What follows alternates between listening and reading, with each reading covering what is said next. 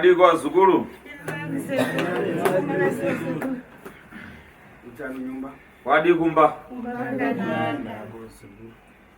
Ifibia katauze. Ifemile katauze nanditika. Tauze niwepo inandi nyamo ulajidia ati umini mkwanza mashiti. Tauze ni basa lake langasatira pera. Nanditika. Na wala najida game kuna meneo achite wakunya Edmile. Basa lake lakangala salira pa zvinhu zvakatumira Edmo mwana wake kumba ndizvo naye. Ndio Yesu sina hapo. Ndichiti samulawo ntiu aliye kani. Inini sasekulubudza mukombe kana ndichichenesa. Ndinochenesa family yese ungava wakatumirwa ulombwa mu family ndizvo naye. Ungava uri muzukuru ungava uri yani ndinosiya family yachena ndizvo naye. Mene chakusokomeza ni mene ndachiti nichipambaize uchitira mawa nsikali bwino mfebia. Chese chinonetsa mu family ndinosiya ndakubatsira nditika. Nepamwe pacho pokuti munhu anongona asina zvokulipa asi takambolipa kudhara ndinokubatsirai kuti vati vai vasasalire kuti mangwana usazodzoka kwandiri uchitise kulubudza ngombe basa rina kupera ndizvo naye.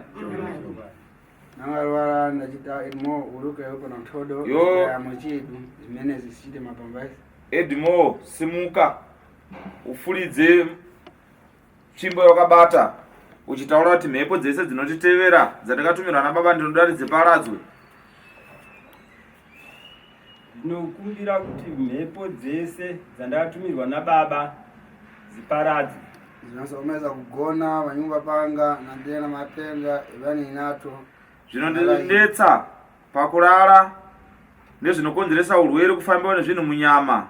Ndinoda kuti nhasi unozviparadze nezvinoisa mutsindo pamba kuti pamba pasalarike. Ndinoda kuti zvinhu izvozvo zviparadzwe. Nezvinondinetsa pamba kusarara ndinoda kuti zvinoita mutsindo pamba zvichitenderera zvichiita noizi panze mudenga ndoda kuti zvose zviparare. Wakura kuti vibonzo uya kuna diyo nichine nitalize tiyo numusoya tanama. Zvakanaka kuya kwawaita kuno muzukuru ndinoda kuti utsanangurire hama dzako idzi dzawaya nadzo kuti chii chinoitika pamba pako usiku kana pakarara panoita sei pamba pako. Ndagona. Wakarara. Kana ndakarara hama dzangu pamba pangu pamba sina rugare. Unonzwa chinhu zvichifamba mudenga musilingi. Isine chiti musilingi pamwe hamusi musilingi. Zvinenge zvichikrosa nepamubhedha pakati pemubhedha wamakarara. Zvichitoti nyumba padachita akabanga magetsi so. Zvimwe zvacho zvichiita kuti unge magetsi. Saka taishaya kuti chii. Saka zvinhu izvozvo zvaikonzeresa kuti usarare panze uchimbonzwa kwasha.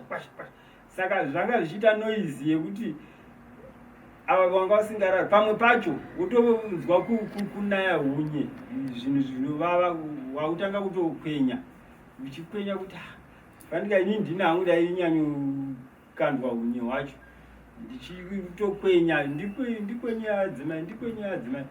Saka hata handisina rugare pamba pedu. Saka tikutotarisirawo kuti zvatava sekuru bunza mukombe aiwa zvese zvichanaka.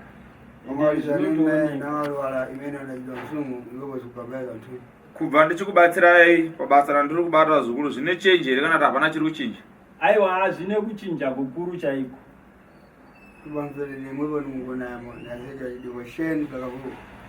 Zvakanaka wazukuru wangu. So ndinoda kuti ndikubatsirei maererano nekubata kwakaita baba venyu mishonga kubva kwese kunana chimani kwese kwavakaromba. Ndinoda kuti ndizviparadze nhasi muzuva ranhasi zvipere ndizvo naika. Yo Edmo wanga wakalemedzwa asi kulemedzwa kwenyu ini ndakakutarisa hakusati kwapera ndizvo naye. So munodala yani na mazo Magi smoke.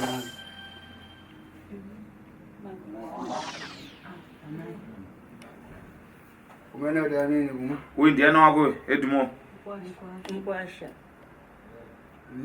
Nemo iyo makuma ulichiti nduya manajini. Iwo wabvawo nekupi ungeri kana upinda mudare mangu ndakushedzere? Ndimai wangu. Nangalwala omaliza nini? Amai wako kukubereka iwe mukadzi waEdmo? Mukadzi wemudina waEdmo. Edmo. Kumba kwamakauya kuya.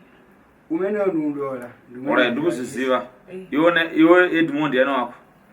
Ndibangu. ya ndimene achiti umene ndimakogo wakuma iwepo Alright, zvakanaka. Ava ndo amai vako kukubereka nditi? amenewo inosumpeza pana mbindo zachita mkonzo mumafidi yawo. Inini ava vale amai vako kuya nawo kwaita kuno kwaita mistake. Uyu wandiunzira muroyi muno mwazvinzwa? Izi dege inosola ndiwapeza so. Izvo zvo zvazvinei kuti chimuno mamupindo nemuroyi muno ndinokubata chete wazvinzwa? Nalikirina andire kungati amana kutandiza. Kuti akachena yena asingambate but indambata muno mapinda muno mampindiyo.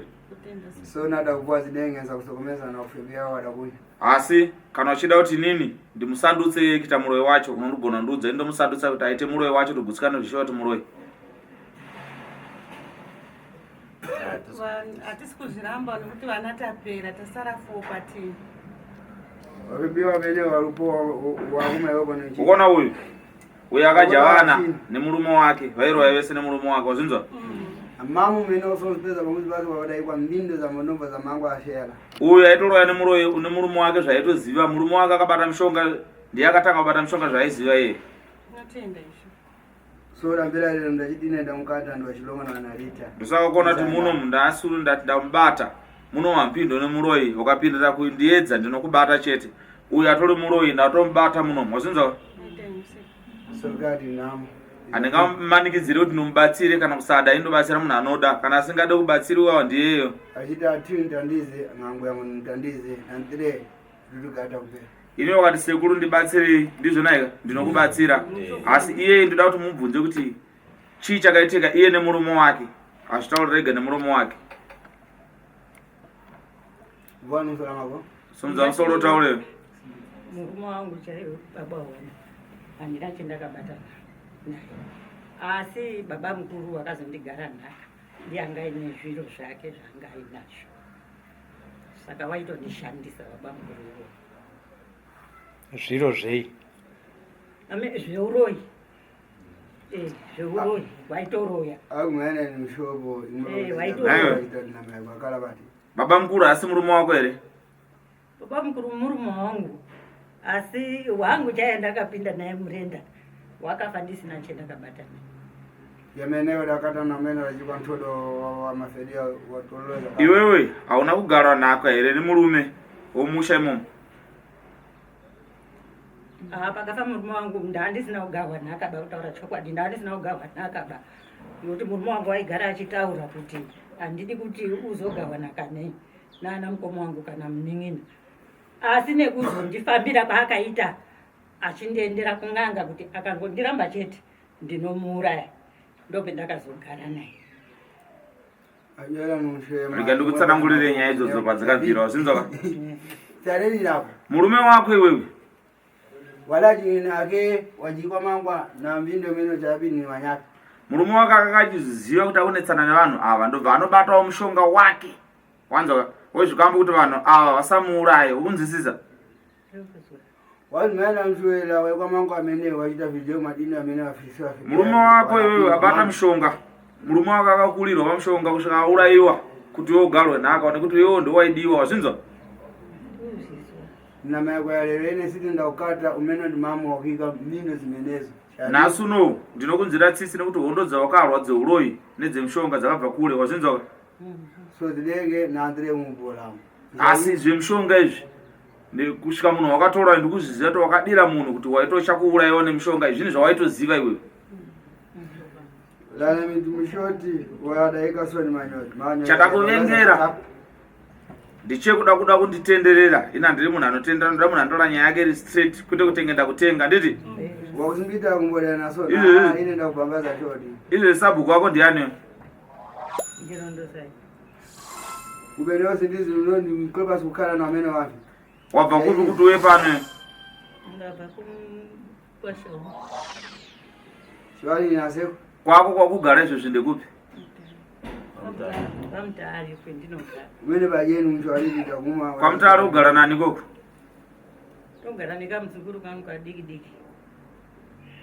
kameneko kugo ndina wala chitichi unomsoni Mukona we ndakakutuma izvezvizvi kuti ende munotora zvinhu zvake sezvamaita zvinhu zvauya mugone kuzvitakura nekuti akalemedzwa hondo dzakakura mazinzaka boso zikabambaza watu nango zvichireva kuti nejeni ekaenda kwamutare kunobvisa zvinhu zvipi? Unamvera? izvozvo Tiriza robozi yakuruka pone yakadama. tinofanira toita jeni kuenda kwamutare kunobvisa zvinhu zvaakasirwa ushu Na mamu meneo wachita sala. tinofanira totsvaga zuva rakasununguka ndotokupai mota dzangu dzakawanda kuti mugone kukwana kuti tiende kupi ikoko Mwamba. manzwisisa So ine ndiribe nyabeza uchiti ine spesa vanhu. So ine ndabuwa ine meneo ndamukata. uyu ndisaka ndikuti ini ndambata nekuti nyaya dzake anodziziva tichasvitsana pandoda kuti asvike Over. munzwisisa So yekariti ndikonze meneo walapashi walachita ateka. so ndoda kuti iye atsanangure kuti chii chakaitika kuti iye ade murume ushu iye achizati akabata mushonga kucha kwake kwakauya papi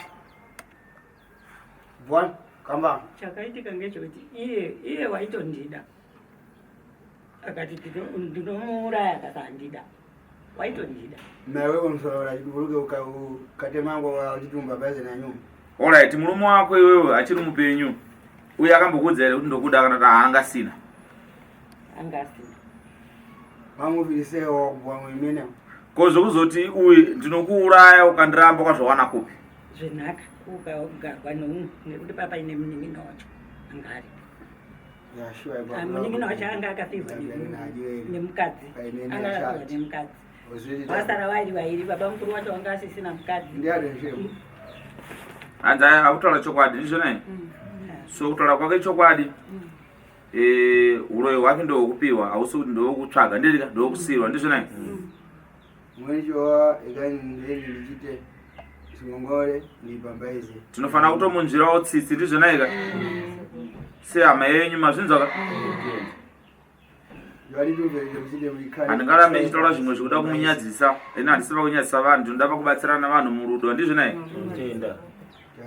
gara hako pasi muzukuru wangu tichazotaura zvakawanda ndichitokumbirawo kuti mundirapewo sekuru zvakanaka ndichakurapa muzukuru wangu pamene iwe ndimo pamene pana muso tora muso uri pane gudo nkhawa kamadzi isa mvura zvarini sapo zirigumba so pana mwaya mwaya apa pane munhu anoprofita here pamura iwepo anoprofita ndiani ukisema maso anoprofita ndiani sugala mamaso pamene akuchitini ndiri muprofita mukuru simukanogeza mvura muda kutobata zvino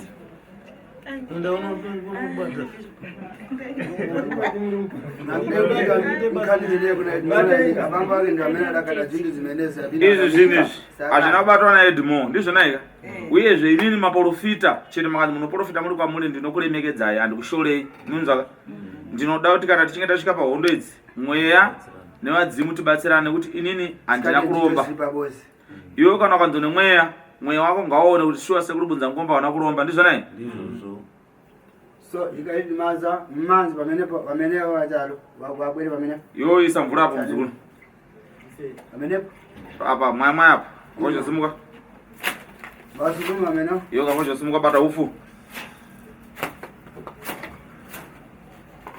endeko lakapi alipo alimbeza mwana chitu zvakanaka sumuka ikoko kalapata na imimi mwepo imimi ati munoprofita sumukai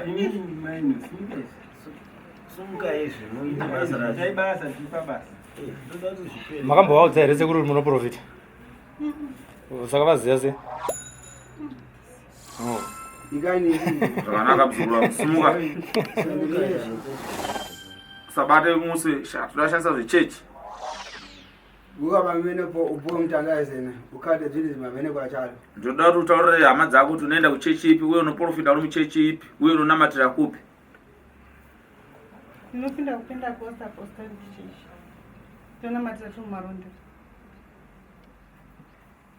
wakula kuti b7 waita ngoshimani wakambotsanyawo tinongosanya ngoshimani umene umechita zimudari ya msitani hapana mwari wakawagonerawo nei muupenyu hwako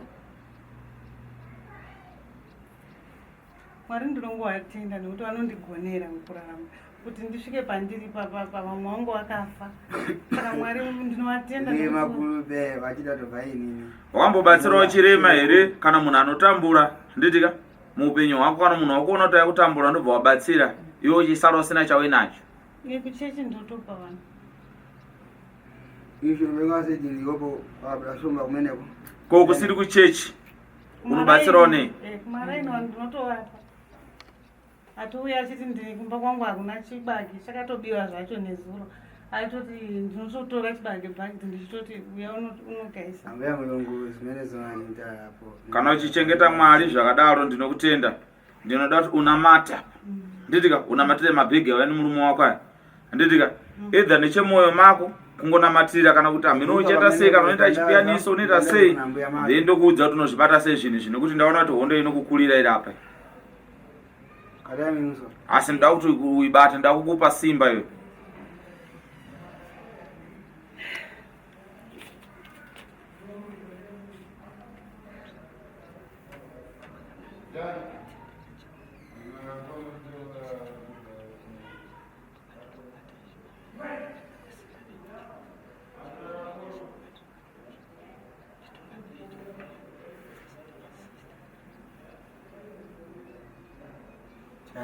Zvakanaka muzukuru wangu. Sumuka usunungure sagero.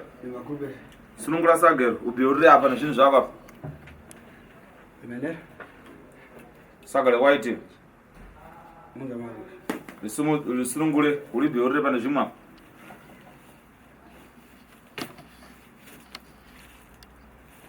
Maya ufuka vozho. Beura ipapo.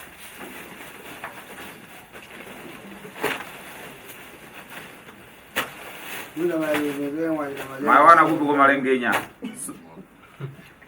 Malengenya ndiyangu sekuru andino akabvaruka bhadhara sausaga kuti ndizosona zvineti. Saka zvangu zvakambogarawo zvazvo. Mudaika mchodoze wamfimwe na unyachada. Marega teta kule zvikwambo malengenya nditi? Ndiora fundira usagero pamusoro. Inda mano. Iyo chochi bhegi rakabata ribeure pamusoro.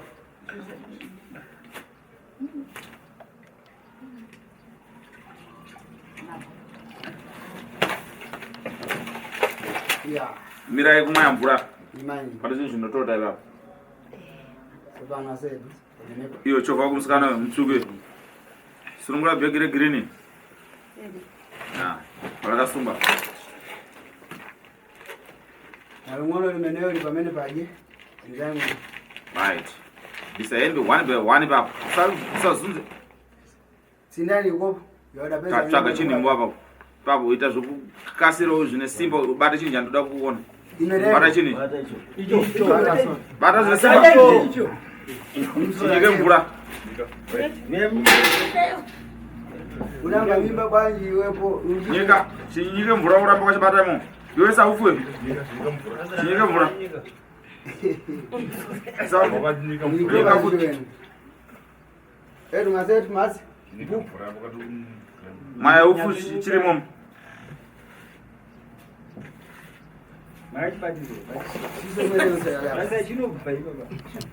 Chinyike mvura zvakasimba. Wega mangu amire zile moni. Abasi. Mangwale mena msoni. Hizi na. Hizi na mo. Andimira tuli chimwayi mshonga umwe futi.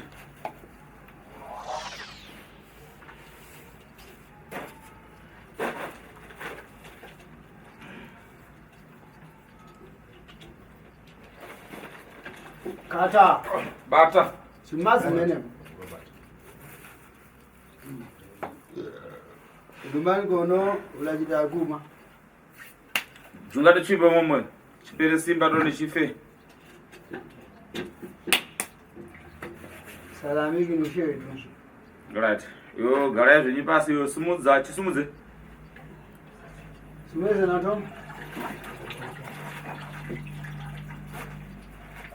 Ndonga na hiyo. Chinyike futi mvura.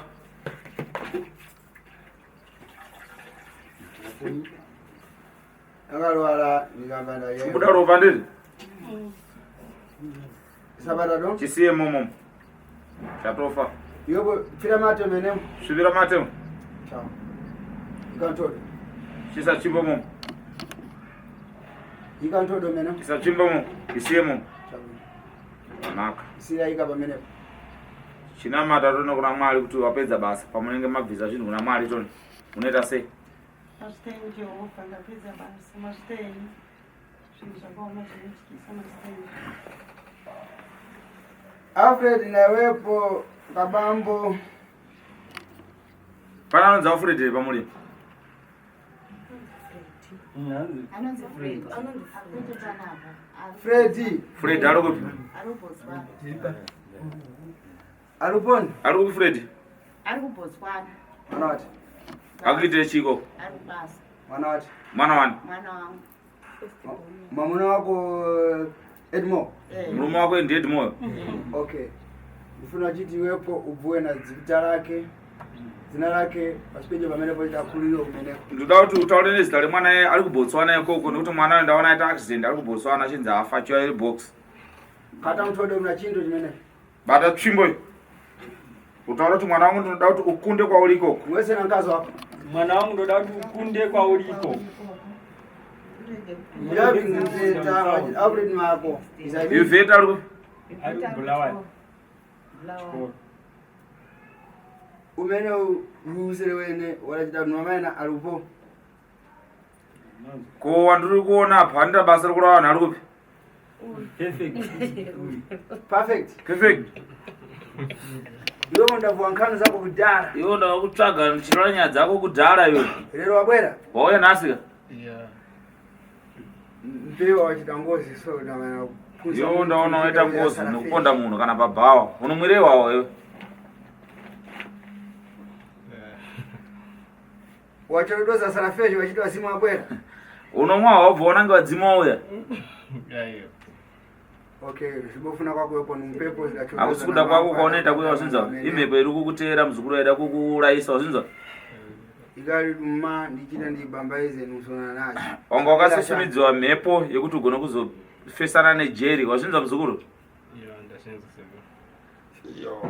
so ndikambia ndonajema ndoda kukubatsira vabereki vanolemekedzerwa handitika wamba wazinzaka perfecto perfect kanisa kwepo ndazibvuwa kudhara nyaya dzako ndakadzitaura kudhara wazinzaka iwepo Edmine yo Edmo wachipeza chidachita msindo pa nyumba kugona soda chiti msilingi unachiti magundo ani chiyani ndichimenecho udamvera waiwa so ndichimenecho anza washona chaikukonzeresa kuvava chichibvisa unye unovava chikuerera ropa izvo handitika ndicho chienda mutsindo pamba kutenge pamba pane transforma kutenge pamba pane magesi ndichocho wazinzaka mkazi wako so matenda ameneyo ndichimenecho nzalada newe urwere une mudzimai wako nezvese zvaunonzwa kufambiwa munyama ndichocho chinjaikonzeresa zvinhu izvozvo wazinzwisisa yauda ikona bambo wako andakada kuda umenewo itarani asi ndichakurutsisa madumwa yangu akaiswa munyama dzako yanokufamba munyama zvinhu zvinokufamba munyama zve ndichakurutsisa wazinzaka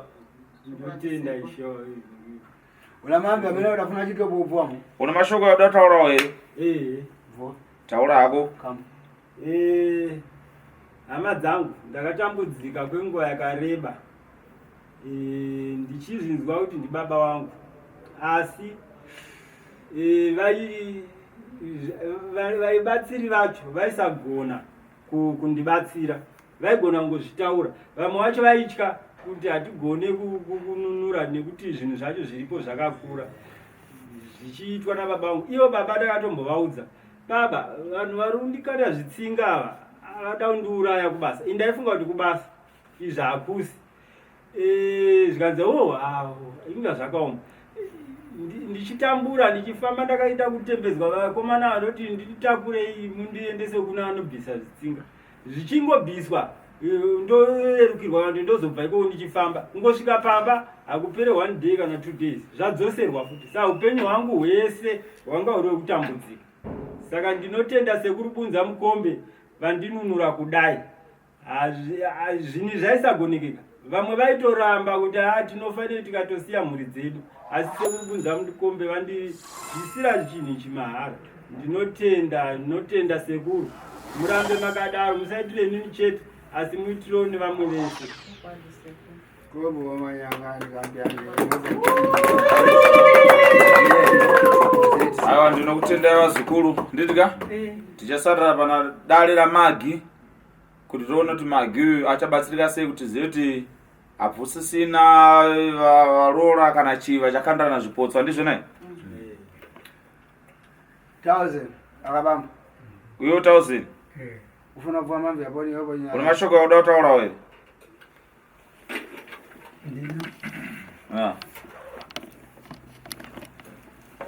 Ndinawo mashoko ekutenda sekuru zvakanyanya nekuti vakawanda zvechokwadi nyanga dzaitowanda dzichitorwa kunzi tokubvisira dzasvika ipapa pana zvadzaiita kana inini ndanga ndisingatombonasi kuziva kuti sekuru achagona kuzvibvisa saka nekudaro ndinotenda sekuru Ike manje. mombererei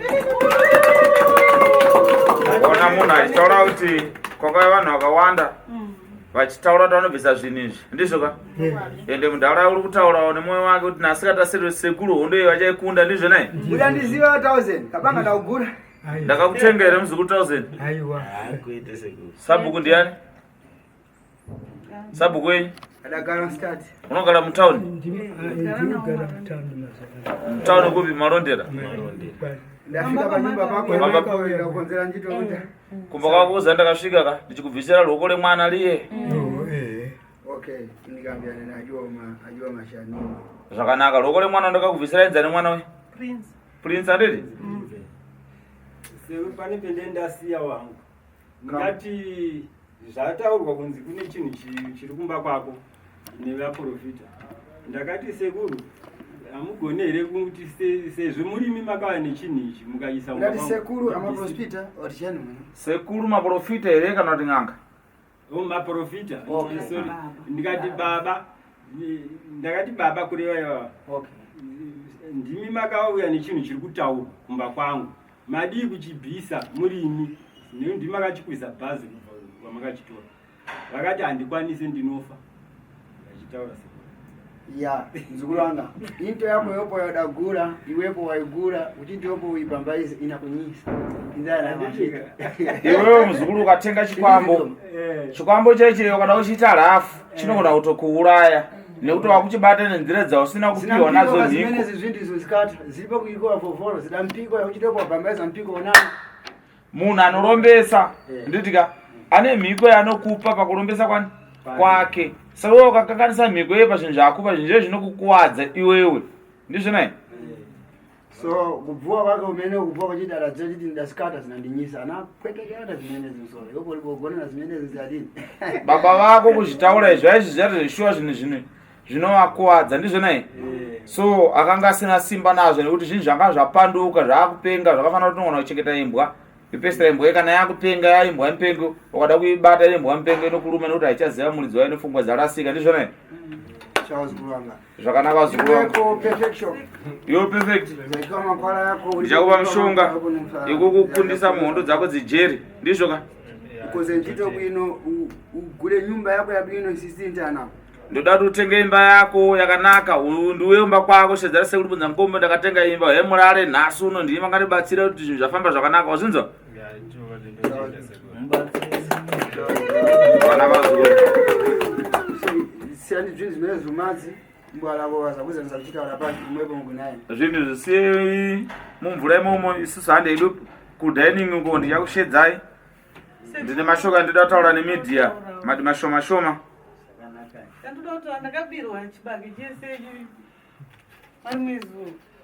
Zimene zamatereko zabwera mzukuru wangu ndikukonzerenda hapo. zvakanaka zvembavha ndichakugadzirisira wanza muzuru Natoya pulesa zvakanaka kanu nankana. mvura idhoiro munogara kuti mbotakatapedza dzoro tozoisa dzombavha ndizvonai nekuti vanhu vakasiyana ivavo taure zvisinhu sekuru inini mari yangu handimboyaona kuti zviri kumbofamba sei mari yangu nonguva yachifura chiro ndikatambira hapana Iwewe. Imwepo mfembele mnangatana. hausi kunamata mwari chaizvo chaizvo iwewe waifana kuenda kumatiri mana kunonamata chaizvo chaizvo wazinzwa Mzwela sheku.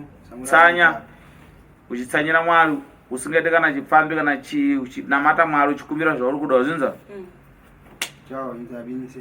zvakanaka uri munhu akapiwa chiprofita zvakanaka naMwari but chiprofita ichocho kuchitambira neroko kuruboshwe ndaita msiyemene so zvokuti ndaifanira ndichitokurowa neshamu kuti ugone kuziva kuti zveshuwa Mwari wakakupa chipo asi chipo icho hausi kuchitambira.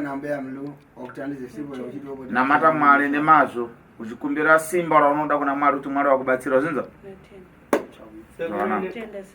Sekuri nino ndakabirwa foni mutauni muMarare mazuva acho ndo atakazouya kuno kutanga kuti muchizotanga kutibatsira. Zimeneza materi mboya masera. Ndakudza kuti matara yapindirane apa tikumboita zvouroyi ande zvimwe zvesiya zoita nditi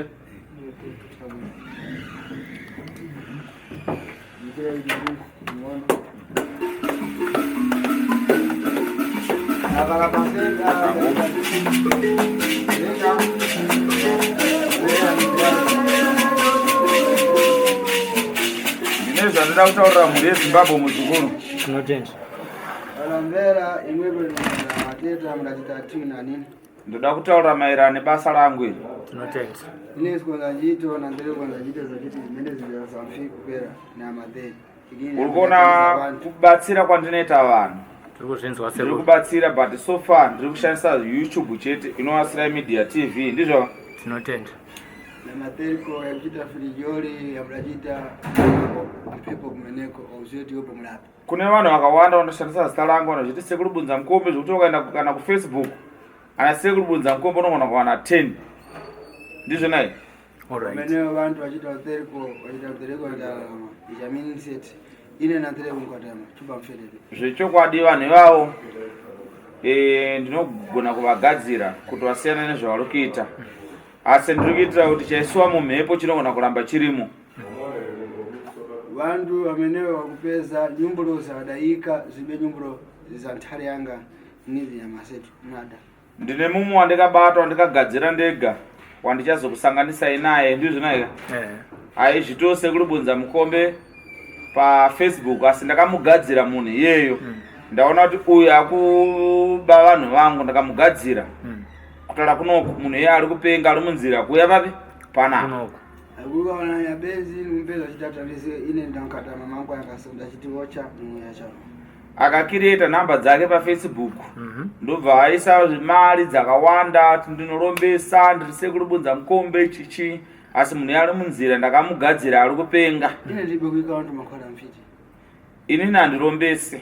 Ine ndatandiza vantu ndachoka kwa mfiti nchiti ndikatwa mfiti udasikomeza vantu musora chapa.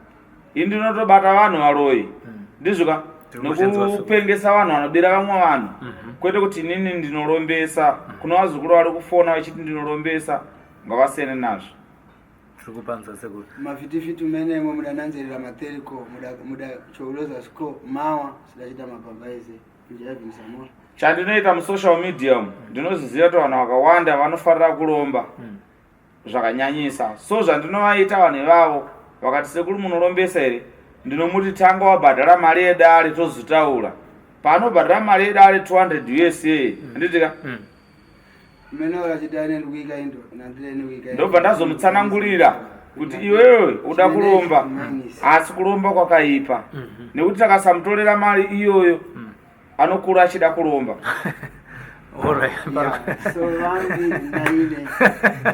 So ine munhu akandifonera akati Sekuru munorombesa here ndinomuti tanga wabhadhara dare muzukuru ozondibvunza nyaya yako.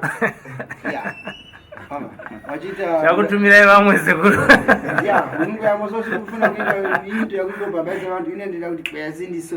Mari icha ndikuitorera. Ndikumutorera kuti arwadziwe ndobva ndatodza vazukuru vangu kuti nhamba idzi musadaire. Ndizvo iye asenda mari yake. So mene ndachiti lero ndibuwe na imwango vadzivari ndachita atiwa chipesa. Ndosaka ndakufonera muzukuru kune vanhu vanozoisa makomenzi kuti Sekuru Bunza Mukombe havasi kutidaira havasi kuita sei munhu iye anenge achida kuromba. Saka inini kumuvhara kuromba kwe tinotora mari yeye akuti ini chero hama dzangu ngadzife chero chinga ngavafe mari iyoyo ndinotora izvi ndati ndezvitaure. Aiwa tazvinzwa Sekuru. wakaona munhu wese anondikomenda musocial media pamacomments achisa chakaipa ndo vanhu vaya vanoda kuromba. Ndinotora mari dzavo kuti vashaye chiuzobhadhara kuti vazoromba kuti vangofindikana kuti hakuna chinonzi kuromba. Ndachita ndakata mfiti ndachiti wepo mfiti udagura sewepo ndakukata punishment wachiti move a shit. Ndosaka chona kuti pandobata varoyi ndoti iwe muroyi ndakubata chizvibhadharira ndizvoka wakaja vamwe vanhu wakajani chibhadhara kuti urwadziwe ndizvo nekuti anofana kurwadziwa kuti azive kuti kuromba kwakaita se kwakaipa. Kumeneko wagura kwaine wagura so wanya kumeneko so ndachiti chani wanya kumeneko sanditi.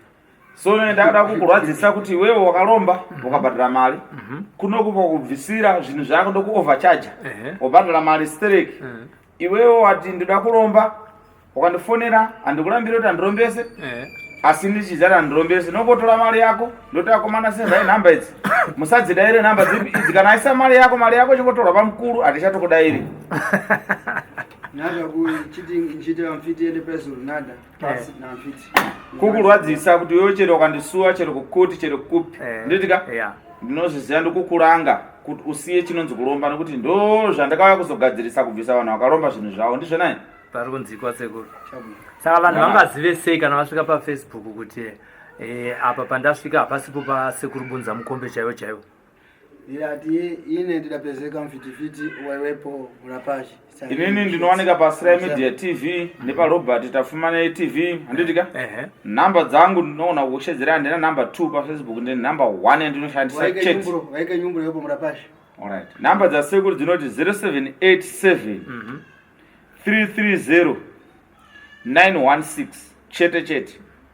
Ndichidzokorora zvekare 0787 330 916 nambera mukana ndikuza Mukombe palibe nyumbulo zimenezi na 3 ukaona washandirwa nemwe munhu achikuti ndiri sekuru Bunza Mukombe ane namba dzoku South Africa ine handiwanika ku South ke ndinowanika mu Zimbabwe. Namba yangu ndiyoenda kushedzera inoti 0787 330 916 ndo namba yangu chete. Ndine number 1 ku YouTube ndokandikuwanika kwete ku Facebook andisumboisa mavideo ku Facebook. Facebook ndakazvivhara bozi Facebook ndakaivarisa nekuti inodiwa nembavha munhu anongofoma gurupu rake otanga kutoposta zvaanoda ndiri Bunza Mukombe ndirichi sezvandataura kuti vamwe vanhu vari kuuya ndizvo nai tinotenda. Mukatasoda kuza chiti ari Bedbridge mukatasoda mvera chiti ari kuponi wakambata uko ndiri ku South Africa ndiri ku Bedbridge ndiri kwakati imbavha dzimwe mbavha dzedzi dziri munhu dzinoona kuti kudirecta pano waikaskopa pori pa nyumbro imene nyumbro yapano inaini so wangu ndakata so ukomvudza kuti muzukuru wakatumira mari yako pai kundifonera kuti zvinhu zvanga zvina kufamba okupa nhamba omutaiwa ine handina namba 2 muzukuru tanga topenga kutopopota sekuzomugadzira kwandikaita mumwe munhu akasenda mari pane munhu ushu ndosaka ndakamugadzira kuti uyu apenge vanhu azvione kuti shuwa inini ukada kundibira ku Facebook kana ku YouTube ndinokupengesa. Haiwa ndapanzwa sekuru tinotenda maita basi nokujekesa nyaya iyoyo. Chawas kuranga so anamve. Anenze vanonzwa ndichakusanganisa ine vanhu vakandibira wandakapengesa anditi ndipeza so asibwera chita ine sure ndakonza valo chiti hotel ko kuna tiwe. Na ine daike sembuni. This is Yabuda TV, Hakudi Masivi, Sly Media TV, and this spot and dream street in the zone and up a news in Daka wonder name of views. Sly Media TV, man, they change my dreams. Sly, oh yeah, Sly Media. Sly, oh yeah, Sly Media. Sly, oh yeah, Sly Media. Sly, oh yeah, Sly Media. Kuchinja vision ya mageto youth. Kuchinja life ya mageto youth. Kutipa nzira semageto youth, kutipa gwara ramangwana rakanaka. Sly, oh yeah, Sly Media.